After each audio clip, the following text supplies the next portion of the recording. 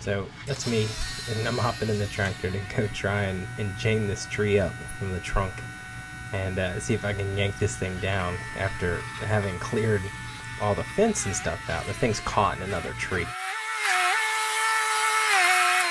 And now you see John, one of our lesson students' dads, come into the picture to come help me. And he actually grabs the chain and helps me back up and move over to a different position so that we can yank this thing out a little bit more. And it starts coming, but it's still not good enough because I just keep yanking on it and it doesn't move at all. So I guess at this point it's time to go get the tractor and the front end loader in there and see if I can pick up this thousands of pound tree and try and start lifting it up and moving it around. Well, this obviously went nowhere. The thing's way too heavy to be moved around. But just in case that thing falls, let me go move the fence rail though, so that I'm not going to take out that one piece. And honestly, what better at this point to do than to whip out the chainsaw and start sawing through the sucker. And, you know, I mean, this is one good idea to another. I got most of the way through it and I decided to go cut a little bit on the other side. And it sounds like a dentist drill when you hear it in the background, but at any rate, I cut through it and I'm like, you know, maybe it's time to start looking at cutting a wedge out of it. So, you know, we start talking. There's a lot of looking, and I don't want the thing kicking out and hurting me. So there's a lot of looking and talking. Obviously, you need two guys there to make these kind of decisions.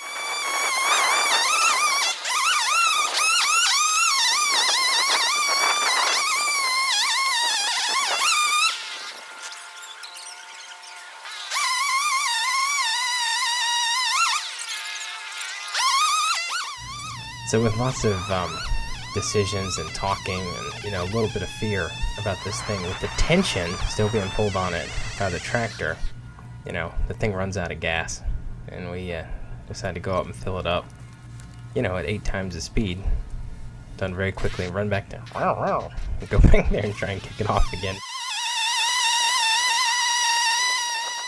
Now, being a chainsaw guy, I had no idea that there was a horse risking its life running into the paddock, and you'll see shortly, yeah, there she goes chasing after him, trying to go get him out.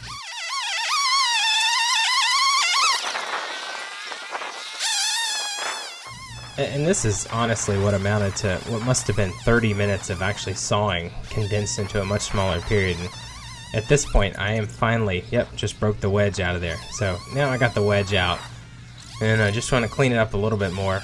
And then time to go hop back in the tractor and try yanking on it some more. So we do a little bit more talking, as any two guys would, and trying to decide if this is dangerous or not.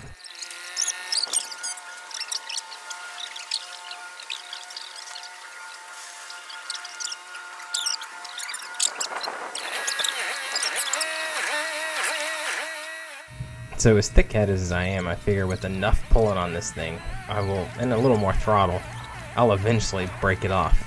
And, you know, you pull on something enough, and you'll eventually get it.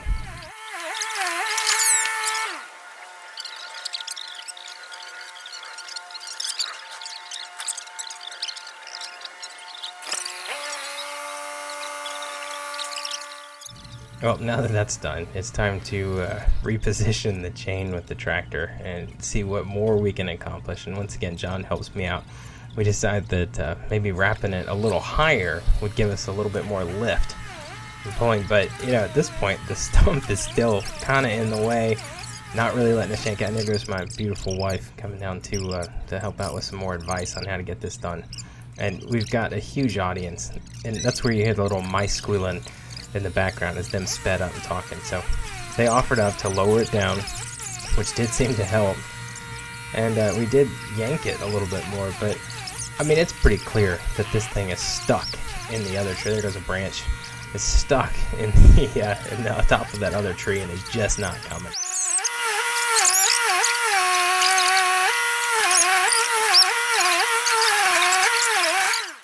So at this point, despite all the pulling, we've got now Karen and Jess, my wife, coming down to offer up advice on why this isn't working. Karen, the physics major, and how to make this thing pull so that we can get it unstuck from the other tree. So they've offered up a little advice, decided to go back, and then they come back for round 2 of the advice, which consists of digging out a hole from underneath the tree. And I gotta tell you, I found the whole thing hilarious. There's a little kicking going on. Yep.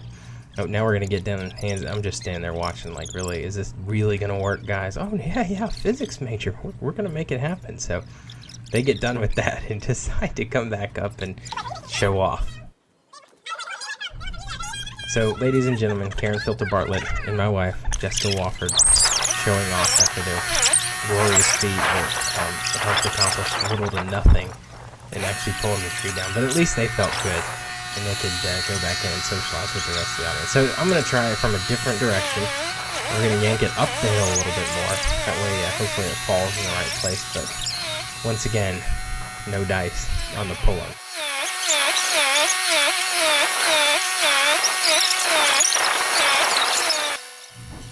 So at this point, it just seems relevant to me that it would just make good sense to go and shorten up the chain a little bit and really try yanking at it from a little bit closer. And still, all those mice you hear squealing in the background are the people watching.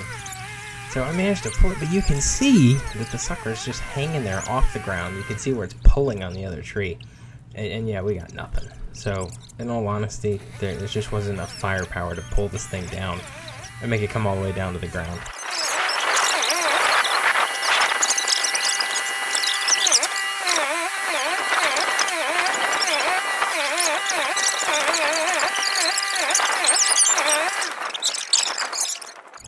And this, my friends, is what you can consider defeat. So after much talking, we ultimately decide that we need more firepower to get it off.